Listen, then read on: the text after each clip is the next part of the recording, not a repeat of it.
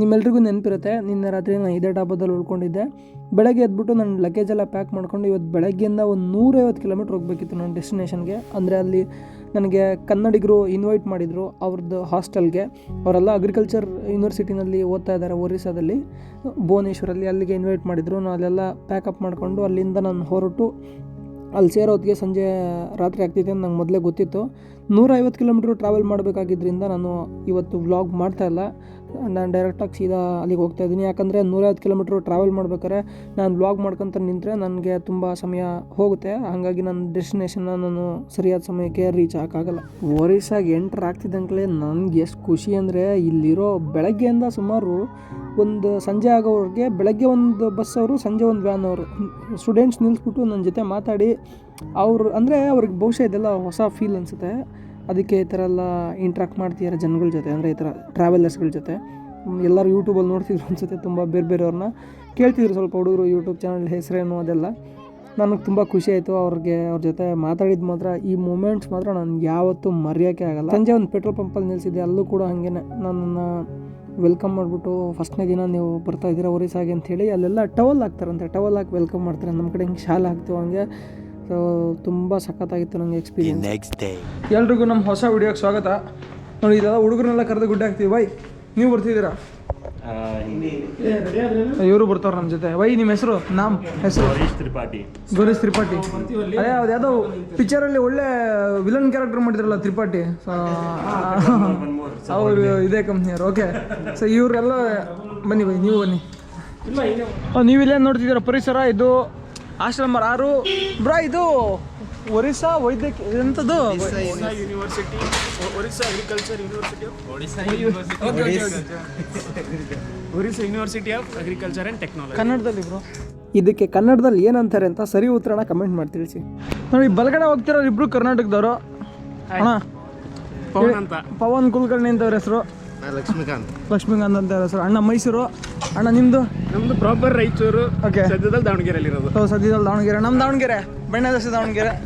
So ಇವಾಗ ನಾವೆಲ್ಲ ಹೋಗ್ತಾ ಇರೋದು ಒಂದು ಪ್ಲೇಸು. ಅದಕ್ಕೆ ಎಂಥ ಪ್ಲೇಸ್ ಅಂದರೆ ಇದು ಎಂಥದ್ದು ಕೇವ್ಸ್, ಉದಯಗಿರಿ, ಖಂಡಗಿರಿ. ಹಾಂ. ಸೊ ನಾವು ಹೋಗ್ತಿರೋದು ಖಂಡಗಿರಿ, ಉದಯಗಿರಿ ಅನ್ನೋ ಒಂದು ಪ್ಲೇಸ್ಗೆ. ಸೊ ಅಲ್ಲಿ ಜೈನ ಮತ್ತು ಬೌದ್ಧರ ಗುಹಾಲಯಗಳು ಮತ್ತು ದೇವಸ್ಥಾನಗಳಿದ್ದಾವೆ. ಸೊ ಅಲ್ಲಿಗೆ ಹೋಗ್ತಿದ್ದೀವಿ. ನಮ್ಮ ಜೊತೆಗೆ ಇವರು ಒರಿಸ್ಸಾ ಮತ್ತು ಬಿಹಾರದಿಂದ ಜಾಯ್ನ್ ಆಗಿದ್ದಾರೆ. ನೋಡಿ, ಇಲ್ಲಿ ನೀವೇ ನೋಡ್ತಿದ್ರೆ ಅಂಗಡಿಗಳು ಸದ್ಯಕ್ಕೆ ಕ್ಲೋಸ್ ಮಾಡೋರೆ. ತುಂಬ ಮೇನ್ ರೋಡಲ್ಲಿರೋ ಅಂಗಡಿಗಳನ್ನ ಕ್ಲೋಸ್ ಮಾಡೋರೆ. ಏನಕ್ಕೆ ಅಂದರೆ ಇಲ್ಲಿ ಒಂದು ಕಲ್ಚರ್ ಇದೆ, ಮಧ್ಯಾಹ್ನ ಆಗಿದ್ದ ಅಂಗಡಿ ಕ್ಲೋಸ್ ಮಾಡ್ತಾರೆ, ಮತ್ತು ಸಂಜೆ ಒಂದು 6 ಗಂಟೆಗೆ ಓಪನ್ ಮಾಡ್ತಾರೆ, 4:15 ಓಪನ್ ಮಾಡ್ತಾರೆ. ಆರಾಮ್ ಲೇಟಾಗಿ 5:30 ಹಂಗೆ ಎದ್ದು ಮತ್ತೊಂದು ಸರಿ ಚಾ ಕುಡಿದು ಶುರು ಮಾಡ್ತಾರೆ. ನೋಡಿ, ಬಿಸ್ವಾಲ್ ಟೈಮ್ ಹೌಸ್, ಹಿಂಗೆ ದೊಡ್ಡ ಅಂಗಡಿ. ಹಾಲ್ ಅಂಗಡಿ ನೋಡಿ, ಮಿಲ್ಕ್ ಆ್ಯಂಡ್ ಬಿಟಲ್ ಶಾಪ್, ಮಧು ಅವ್ರನ್ನೂ ಕ್ಲೋಸ್ ಮಾಡ್ಕೋರೆ. ಎಲ್ಲ ಯಾವುದೋ ಬೆರಳೆಣಿಕೆಯಷ್ಟು ಅಂಗಡಿಗಳು ಮಾತ್ರ ಓಪನ್ ಇರುತ್ತೆ ಇಲ್ಲಿ. ಹ್ಯಾಪಿ ಇಂಡೆಕ್ಸ್ ಅಂತ ಅಂತಾರಲ್ಲ, ಅದು ಭಾಳ ಇದೆ. ಓಕೆ. ಸೊ ಇವರಿಗೆ ಲ್ಯಾಂಡು ಕಮ್ಮಿ ಇದೆ, ಜಾಗ. ಹಾಂ. ಸೊ ಅವ್ರಿಗೆ ಬಿಸ್ನೆಸ್ ಮಾಡ್ಬೇಕನ್ನೋದು, ಈಗ ನಮ್ದು ಕರ್ನಾಟಕದಲ್ಲಿ ಹೆಂಗೆ ಬಿಸ್ನೆಸ್ ಮಾಡಬೇಕು, ನನ್ನ ಪಕ್ಕದಾಗಿರೋ ಒಂದು ಕಾಂಪಿಟೇಷನ್ ಕೊಡಬೇಕು, ದುಡ್ಡು ಮಾಡ್ಬೇಕು ಅನ್ನೋದು ಆ ಥರ ಇಲ್ಲ ಇವರಿಗೆ. ಇವ್ರಿಗೇನು ಜಸ್ಟ್ 2 ಹೊತ್ತು ಊಟ ಆಯಿತು, ಓಕೆ, ಹ್ಯಾಪಿ, ಖುಷಿ ಇದ್ರೆ ಆಯ್ತು. ಹಾಂ, ಖುಷಿ ಇದ್ರೆ ಆಯ್ತು. ಓಕೆ. ಇದು ಅವ್ರು ತಪ್ಪು ಅನ್ನೋದಕ್ಕಾಗಲ್ಲ. ಅವ್ರು ಬಂದಿರೋ ತಪ್ಪೇನಿಲ್ಲ, ನಾವು ಖುಷಿಯಾಗಿದ್ರೆ ಆಯ್ತು. ಅದಕ್ಕೆ ನಾವು ಬೇರೆ ಬೇಕಾಗಿಲ್ಲ.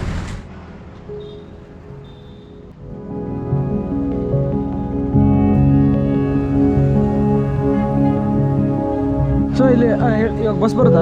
ಬಸ್ ಇದು city bus, Bhubaneswar city bus. Okay. ಅಂದರೆ ಮೋ ಬಸ್ ಅಂತ ಅದರ ಅರ್ಥ. ಅಂದರೆ ನಮ್ಮ ಬೆಂಗಳೂರಲ್ಲಿ ನಮ್ಮ ಮೆಟ್ರೋ ಆ ಥರ ಇದೆ. ಕನ್ನಡದಲ್ಲಿ ಮೋ ಬಸ್ ನಮ್ಮ ಬಸ್ಸು. ನಮ್ಮ ಬಸ್ಸು. ಹಾಂ, ಡೈರೆಕ್ಟ್ ಇದೆಯಂತ ಬಸ್ಸು. ಈಗ ನಾವು ನಮಗೆಲ್ಲ ಹೆಲ್ಪ್ ಆಗಲಿಂದ ಇವ್ರನ್ನ ಒರಿಸ್ಸಾಯಿಂದನೇ ಕರ್ಕೊಂಬಂದೀವಿ. ನೀವಿದ್ರೆ ತುಂಬ ಹೆಲ್ಪ್ ಆಗುತ್ತೆ. ಪಾಪ ಅವ್ರಿಗೆ ಏನು ಅರ್ಥ ಸುಮ್ಮನೆ ಆಗ್ತಾರೆ ನೋಡಿ. ಎಲ್ಲಿ ಕೊಂಡೋಗಿರಿ. ಮುಂದೆ ಬರೋಕ್ಕಿಲ್ಲ.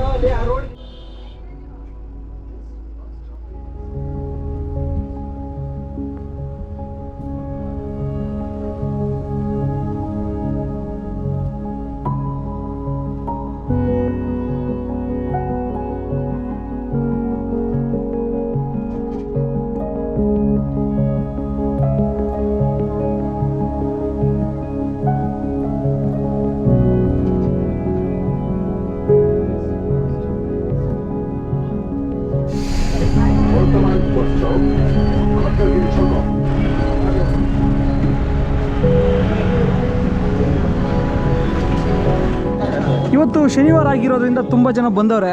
ಇದು ನಮಗೆ ಮುಂದುಗಡೆ ಏನು ಕಾಣಿಸ್ತೀರಾ, ಇದು ಖಂಡಗಿರಿ ಗುಹೆಗಳು. ಬ್ರೋ ಹೋಗೋಣ ಬನ್ನಿ ಬ್ರೋ. ಈಗ ನಿಮಗೆ ನಮ್ಮ ಕಣ್ಮುಂದೆ ಏನು ಕಾಣಿಸಿದಾವಲ್ಲ, ಇದು ಖಂಡಗಿರಿ ಕೇವ್ಸು. ಸೊ ಖಂಡಗಿರಿ ಕೇವ್ಸ್ನ ಕಟ್ಸಿರೋದು ಕಾರವೇಲ ಬಂದ್ಬಿಟ್ಟು ಕಳಿಂಗ ದೇಶದ ರಾಜ ಕಾರವೇಲ ಈ ಗುಹೆಗಳನ್ನ ಕಟ್ಸಿದ್ದಾರೆ. ಸೊ ಇದರಲ್ಲಿ ಇಲ್ಲೊಂದು ಬೆಟ್ಟ, ಪಕ್ಕದಲ್ಲಿ ಇನ್ನೊಂದು ಬೆಟ್ಟ ಇದೆ, ಅದು ಇದು ಸ್ವಲ್ಪ ಮೇಲವರು ಕಾಣುತ್ತೆ. ಉದಯಗಿರಿ ಅಂದರೆ ಸನ್ರೈಸು. ಸೊ ಇಲ್ಲಿಂದ ಡಬಲ್ ಸ್ಟೋರಿ ಮೊನೆಸ್ಟ್ರಿಗಳೆಲ್ಲ ಅಂದರೆ ಅಲ್ಲೇನು ಕಾಣಿಸಿದ ಗುಹೆಗಳು 2 ಅಂತಸ್ತಿಂದಿದೆ, ಗ್ರೌಂಡು ಮತ್ತು ಫಸ್ಟು. ಬಾಯ್ಸ್ ಏನಾಗಿದೆ ಬರೋಲ್ಲ ನಿಮ್ಮ ಮೇಲಕ್ಕೆ? ಓಕೆ ನೋಡಿ ಇಲ್ಲೇನಿದೆ, ಇದು ಕೇವ್ ನಂಬರ್ 3. ಇದಕ್ಕೆ ಚೋಟಾ ಹಾತಿ ಗುಂಪು ಅಂತ ಕರೀತಾರೆ. ನೋಡಿ ಇಲ್ಲೇನು ಆನೆ ಇದೆಯಲ್ಲ, ಸೊ ಅದಕ್ಕೆ ಹಾತಿ ಗುಂಪು ಅಂತ ಕರೀತಾರೆ. ನೋಡಿ ನೀವು ಇಲ್ಲೇನು ನೋಡ್ತಿದ್ದೀರಾ, ಇದು ಅಲಕ ಅನ್ನೋ ಗುಹೆ. ಸೊ ಅಲಕ ಅಂದರೆ ಇದು ಜೈನರಲ್ಲಿ ಯಕ್ಷಿಣಿಗಳು, ಕುಬೇರ ಎಲ್ಲ ಬರ್ತಾರಲ್ಲ, ಸೊ ಅದಕ್ಕೆ ಸಂಬಂಧಪಟ್ಟಿದ್ದು. ಇಲ್ಲಿ ನೋಡಿದ್ರೆ ಗೊತ್ತಾಗುತ್ತೆ ಇದು ಮರಳುಗಲ್ಲಿನ ಗುಹೆ ಅಂತ. ಸೊ ಈ ಮರಳುಗಲ್ಲಿನ ಗುಹೆಗಳನ್ನ ಸುಮಾರು ಕ್ರಿಸ್ತ ಪೂರ್ವ 1ನೇ ಶತಮಾನದಲ್ಲಿ ಕಟ್ಟಿದ್ದಾರೆ. ನೋಡಿ ಇದೆಲ್ಲ ಜೈನ ಮುನಿಗಳು ಇರ್ತಿದ್ದಂಥ ಜಾಗ ಇದು.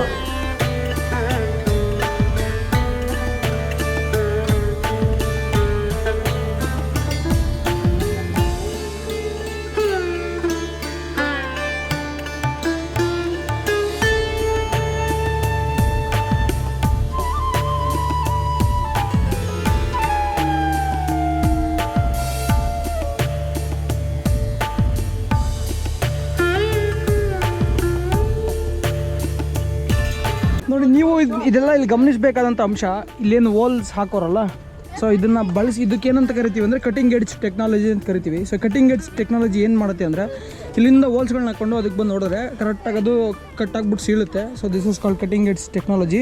ಸೊ ಇದೇ ಥರ ಟೆಕ್ನಾಲಜಿನ ನಮ್ಮ ಕಡೆನೂ ಬಳಸಿದ್ದಾರೆ. ನೀವೆಲ್ಲೇ ನೋಡಿದ್ರು ನಮ್ಮ ಕರ್ನಾಟಕದಲ್ಲಿ ಚಿತ್ರದುರ್ಗದಲ್ಲಾಗಲಿ, ಬಾದಾಮಿಲಾಗಲಿ, ಎಲ್ಲಿ ನೋಡಿದ್ರು ಕಲ್ಲನ್ನು ಕಟ್ ಮಾಡೋಕ್ಕೆ ಇದೇ ಟೆಕ್ನಾಲಜಿ ಬಳಸಿದ್ದಾರೆ. ಬಟ್ ಆದರೆ ಇವಾಗ ಮಾಡರ್ನ್ ಟೈಮಲ್ಲಿ ನಾವೆಲ್ಲ ಬೇರೆ ಬೇರೆ ಕೆಮಿಕಲ್ಸ್ ಎಲ್ಲ ಬಳಸ್ಬಿಟ್ಟು, ಎಕ್ಸ್ಪ್ಲೋಸಿವ್ಸ್ ಬಳಸ್ಬಿಟ್ಟು ನಾವು ಬ್ಲಾಸ್ಟ್ ಮಾಡ್ತಿದ್ದೀವಿ.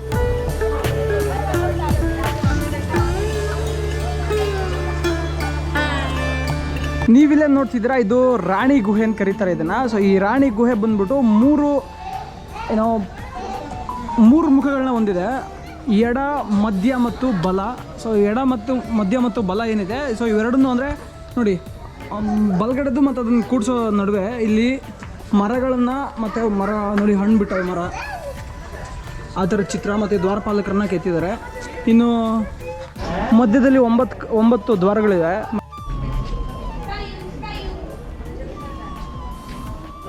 ನೋಡಿ ಮರಳುಗಲ್ಲಿಗೆ ಆಯಸ್ಸು ತುಂಬ ಕಡಿಮೆ, ಹಾಗಾಗಿ ಇದೆಲ್ಲ ಸೌದೋಗಿದೆ. ನೋಡಿ ಇಲ್ಲೆಲ್ಲ ಸಂಪೂರ್ಣ ಸೌದೋಗಿದೆ. ನೀವು ಒಟ್ಟಿಲಿ 4 ದ್ವಾರಪಾಲಕರನ್ನ ನೋಡ್ಬೋದು. ಆ 4 ದ್ವಾರಪಾಲಕರು ಆಲ್ರೆಡಿ ಡ್ಯಾಮೇಜ್ ಆಗಿಬಿಟ್ಟವ್ರೆ, ಯಾಕಂದರೆ ಮರಳುಗಲ್ಲಾಗಿರೋದ್ರಿಂದ ಸಿಕ್ಕಾಪಟ್ಟೆ ಸೌದ ಹಾಳಾಗೋಗಿದೆ. ನೋಡಿ 4 ಕಡೆಗಳಲ್ಲಿ ದ್ವಾರಪಾಲಕರನ್ನ ಕೆತ್ತಿದ್ದಾರೆ. ಮಿಕ್ಕಿದ ಎಲ್ಲ ಶೈಲಿನೂ ಜೈನರ ಸಾಂಪ್ರದಾಯಿಕ ಪದ್ಧತಿಯಂತೆ ಕೆತ್ತನೆ ಮಾಡಿದ್ದಾರೆ. ನೋಡಿ ನೀವು ಇಲ್ಲಿ ಆನೆಗಳು ಮತ್ತು ಕುದುರೆಗಳನ್ನ ನೋಡ್ಬೋದು. ಸಿಕ್ಕಾಪಟ್ಟೆ ಹಾಳಾಗಿದ್ರು ಸಹ ನಿಮಗೆ ಕಾಣುತ್ತೆ. ಓಕೆ, ಇಲ್ಲಿ ಈ ಥರದ ವಿಚಿತ್ರ ಪ್ರಾಣಿಗಳು ಬಂದಿರುತ್ತೆ. ನೈಸ್. ನೋಡಿ ಇಲ್ಲಿ 9 ದ್ವಾರಗಳಿವೆ. ಈ 9 ದ್ವಾರಗಳಲ್ಲಿ ಮೇಲ್ಗಡೆ ಏನು ನಿಮಗೆ ಕೆತ್ತನೆ ಮಾಡಿದ್ದಾರೆ, ಇದು ರಾಜ ಗೆದ್ದಾಗ ಸಂಭ್ರಮ ಹೇಗೆ ಮಾಡ್ತಾನೆ ಅನ್ನೋದನ್ನು ಇಲ್ಲಿ ಚಿತ್ರಿಸಿದ್ದಾರೆ. ಅಂದರೆ ಯುದ್ಧ ಮುಗಿದು ರಾಜ ನೋಡಿ ಇಲ್ಲೆಲ್ಲ ಯುದ್ಧ ನಡೀತಿದ್ದಾರೆ. ಸೊ ಯುದ್ಧ ನಡೆದು ಗೆಲ್ಲಬೇಕಾದ್ರೆ ರಾಜ ಹೇಗೆ ಅಂದರೆ ಆವಾಗ ಸಂಭ್ರಮ ಹೇಗಿತ್ತು ಅನ್ನೋದ್ರ ಬಗ್ಗೆ ಇಲ್ಲಿ ಕೆತ್ತನೆ ಮಾಡಿದ್ದಾರೆ. ಇನ್ನು ಇಲ್ಲಿ ನಾವು ನೋಡೋದಾದರೆ ಇಲ್ಲಿ ಇದ್ರ ಹಿಂಭಾಗಕ್ಕೆ ಗುಡ್ಡ ಇದೆ. ಸೊ ಆ ಗುಡ್ಡದಿಂದ ಬರುವಂಥ ನೀರು ಸರಾಗವಾಗಿ ಹೊರದೋಗೋದಕ್ಕೆ ಇಲ್ಲಿ ವ್ಯವಸ್ಥೆ ಮಾಡಿದ್ದಾರೆ. ಅದಾದ ನಂತರ ಇಲ್ಲಿ ವೆಂಟಿಲೇಷನ್ಗೂ ಕೂಡ ತುಂಬ ಯೋಚನೆ ಮಾಡಿದ್ದಾರೆ. ಇಲ್ಲಿ ನೋಡಿ ಇಲ್ಲಿಂದ ಗಾಳಿ ಒಳಗೋಗೋ ಥರ ಎಲ್ಲ ವೆಂಟಿಲೇಷನ್ ವ್ಯವಸ್ಥೆ ಎಲ್ಲ ಇದೆ. ಹಾಗೆ ಇಲ್ಲಿ ವೆಂಟಿಲೇಷನ್ಗೆ ಅಂತಲೇ ಇಷ್ಟೊಂದೆಲ್ಲ ಮಾಡಿದ್ದಾರೆ. ನಿಮಿಷ ತೋರಿಸ್ತೀನಿ. ಅವಾಗಲು ನಿಮಿಷ ಹಂಗೇರು ನೋಡಿ ಇಲ್ಲಿ ಕಾಣಿಸ್ತಿದೆಯಲ್ಲ. ಸೊ ಇದು ವೆಂಟಿಲೇಷನ್ಗೆ, ಒಳಗಡೆಯಿಂದ ವೆಂಟಿಲೇಷನ್ ಬರಲಿ ಅಂತ. ಇದು ಮರಳುಗಲ್ಲಾಗಿದ್ದರಿಂದ ಸಾವಿರಾರು ಶತಮಾನಗಳಿಂದ ನೀರು ಕುಡಿದು ಈ ಥರ ಒಳಗಡೆ ನೀರು ಹರಿಯೋದಕ್ಕೆ ಜಾಗ ಆಗಿದೆ. ತುಂಬ ಮುಂದಾಲೋಚನೆ ಇಟ್ಕೊಂಡು ಭಾಳಷ್ಟು ಕೆಲಸ ಮಾಡಿದ್ದಾರೆ. ಅದರಲ್ಲಿ ಬಹುಮುಖ್ಯವಾದದ್ದು ನೋಡಿ ವೆಂಟಿಲೇಷನು. ಸೊ ಇಲ್ಲಿಂದ ಗಾಳಿ ಒಳಗೋಗೋದಕ್ಕೆ ತುಂಬ ಸಹಾಯ ಆಗುತ್ತೆ. ಆ ಮುಖಾಂತರ ಜೈನ ಮುನಿಗಳು ಜಾಸ್ತಿ ತಪಸ್ಸನ್ನು ಮಾಡ್ತಾರೆ. ಸೊ ಅದಕ್ಕೆ ಹೆಲ್ಪ್ ಆಗುತ್ತೆ. ಸೊ ಇದು ಕಾಲೇಜು ಹೈಕ್ಳು ವಿಶ್ರಾಂತಿ ತಗೊಳಕ್ಕೆ ಬರೋಂಥ ಜಾಗ.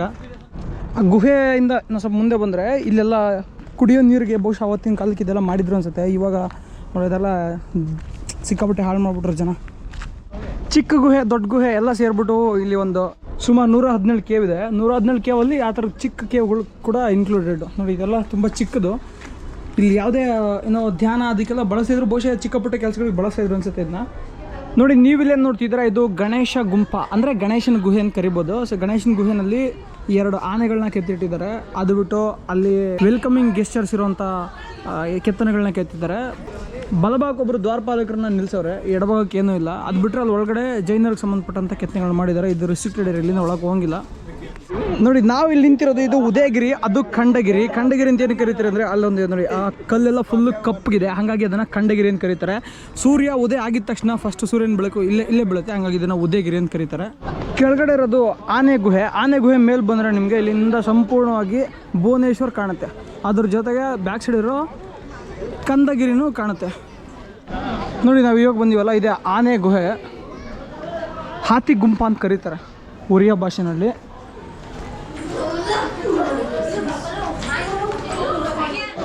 ನೋಡಿ ನಿಮಗೆ ಇಲ್ಲೇನು ಕಾಣಿಸಿದೆಯಲ್ಲ, ಇದು ಹಾತಿಗುಂಪ ಶಾಸನ ಅಂತ. ಈ ಶಾಸನ ಕಾರವೇಲನ ಕುರಿತಾಗಿ ಇರೋವಂಥ ಶಾಸನ. ಇದು 17 ಸಾಲುಗಳಲ್ಲಿರುವ ಈ ಶಾಸನ ಕಾರವೇಲ ರಾಜನ ಅಚೀವ್ಮೆಂಟ್ಸ್ಗಳ ಬಗ್ಗೆ ಹೇಳುತ್ತೆ. ಅದರಲ್ಲಿ ಅವರು ಅವತ್ತಿನ ಕಾಲದಲ್ಲಿ ಯಾವ ಥರ ಡೆವಲಪ್ಮೆಂಟ್ ಪ್ರಾಜೆಕ್ಟ್ಸ್ ಮಾಡ್ತಾಯಿದ್ರು, ಮತ್ತು ಕುಡಿಯೋ ನೀರಿಗೆ ಮತ್ತು ಕೃಷಿ ನೀರಿಗೆ ಸಂಬಂಧಪಟ್ಟಾಗೆ, ಕೃಷಿ ಬಳಕೆ ನೀರಿಗೆ ಸಂಬಂಧಪಟ್ಟಾಗ ಏನೇನು ಡೆವಲಪ್ಮೆಂಟ್ ಪ್ರಾಜೆಕ್ಟ್ಸ್ ಮಾಡಿದ್ರು ಅಂತ ಈ ಹಾತಿಗುಂಪ ಶಿಲಾಶಾಸನದಲ್ಲಿ ಬರ್ದಿದ್ದಾರೆ. ಸೊ ನಾವಿಲ್ಲೇ ನೋಡ್ತಿದ್ದೀವಲ್ಲ, ಇದು ಒರಿಸ್ಸಾದಲ್ಲಿ ಬಾಗ ಗುಂಪ ಅಂತ ಕರೀತಾರೆ. ಬಾಗ ಅಂದರೆ ವ್ಯಾಘ್ರ ಅಂತ ಅರ್ಥ ಕನ್ನಡದಲ್ಲಿ. ವ್ಯಾಘ್ರ ಅಂದರೆ ಈ ಹುಲಿಯ ಬಾಯಿ, ಇದೇನು ಕಾಣಿಸ್ತಿದೆಯಲ್ಲ ಇದು ಹುಲಿಯ ಬಾಯಿ ಥರ ಇದೆ, ಹಂಗಾಗಿ ಇದನ್ನು ವ್ಯಾಘ್ರ ಗುಂಪ ಅಂತ ಕರೀತಾರೆ. ಇದು one of the main attraction. ಇದರೊಳಗೆ ಕುತ್ಕೊಂಡು ಫೋಟೋ ತೆಗೆಸ್ಕೊಳ್ತಾರೆ, ಒಂಥರ ಹುಲಿ ಬಾಯಲ್ಲಿ ಕುತ್ಕೊಂಡಿದ್ದೀವಿ ಅನ್ನೋ ಫೀಲಲ್ಲಿ.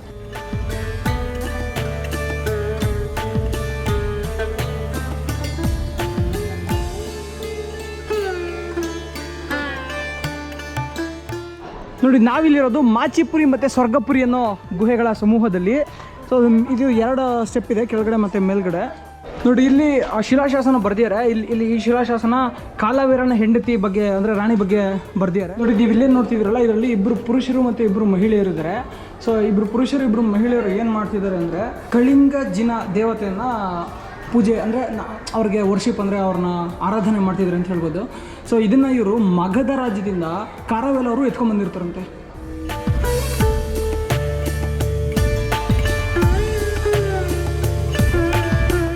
ಸೊ ಇಲ್ಲಿವರೆಗೂ ಉದಯಗಿರಿಯಲ್ಲಿದ್ದಂಥ ಪ್ರಮುಖ ಗುಹೆಗಳನ್ನ ನೋಡಿದ್ವಿ. ಇವಾಗ ನಾವು ಖಂಡಗಿರಿಗೆ ಹೋಗ್ತಿದ್ದೀವಿ.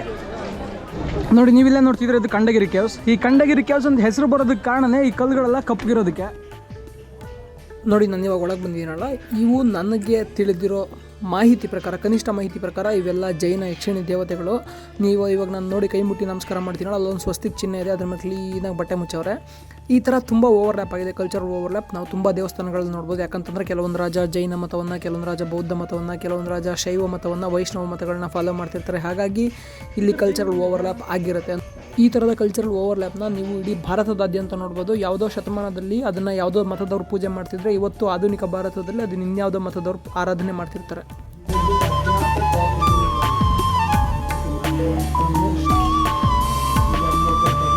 ನೋಡಿ ಇಲ್ಲಿ ಜೈನದಲ್ಲಿ ದಿಗಂಬರ ಪಂಥಕ್ಕೆ ಸೇರಿದಂಥ ಕೆತ್ತನೆಗಳನ್ನ ನೋಡ್ಬೋದು. ಇಲ್ಲಿ ನೋಡಿ ಅವ್ರು ಇಲ್ಲಿದ್ದಾರಲ್ಲ, ಪಾರ್ಶ್ವನಾಥ.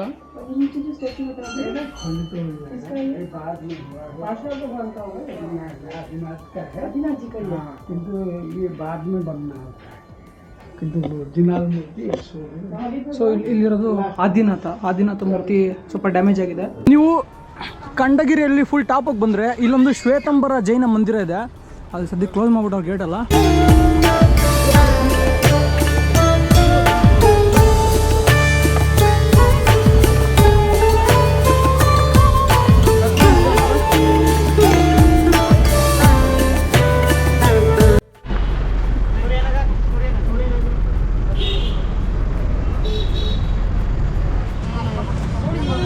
ಹಾಂ, ನಮ್ಮ ಹುಡುಗರು ಎಲ್ಲಿಗೆ ಹೋಯ್ತಾರೆ ಅಲ್ಲಿಗೆ.